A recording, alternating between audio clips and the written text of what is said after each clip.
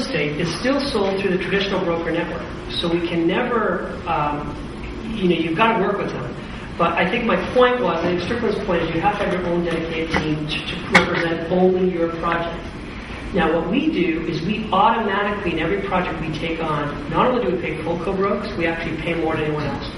So if I go into a market, if it's Louisville and they say 3%, no one pays more than 3%, I'm like, let's pay 4%. And then what we do is every week, if we're allowed to, we'll go present every local real estate office. And we'll physically go in with sushi and donuts and balloons, whatever we got to do, and we'll tell the story. Every week they allow us to tell the story. Okay?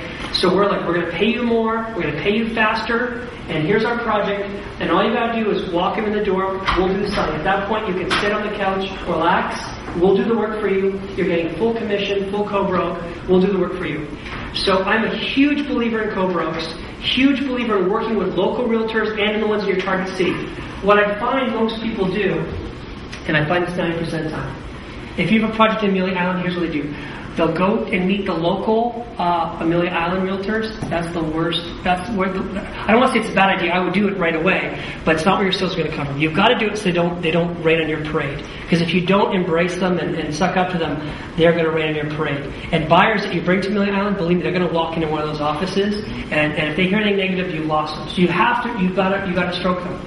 But what I'd be more likely to do is I'd spend my energy in my key market. So strictly, if you said, where do we go? We're going to go to Toronto, we're going to come see, we're going to go to the top brokers, and we're going to do the road shows there. Because those are the guys who are going to bring us buyers.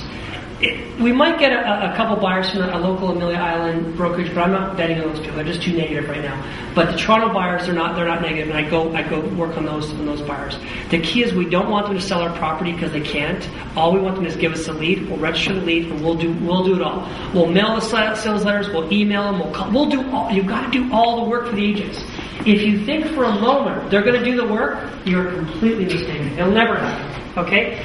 There's a technology I just saw, which I realized is called Agent Shield. I don't know if you've ever seen this before. What it does is, it's a few $1,000, but what it does, it converts your website into one that your brokers can put their contact info and they can email to their databases. See, agents won't promote your website because they don't want their customers going to your website, calling your phone number, or registering on your website.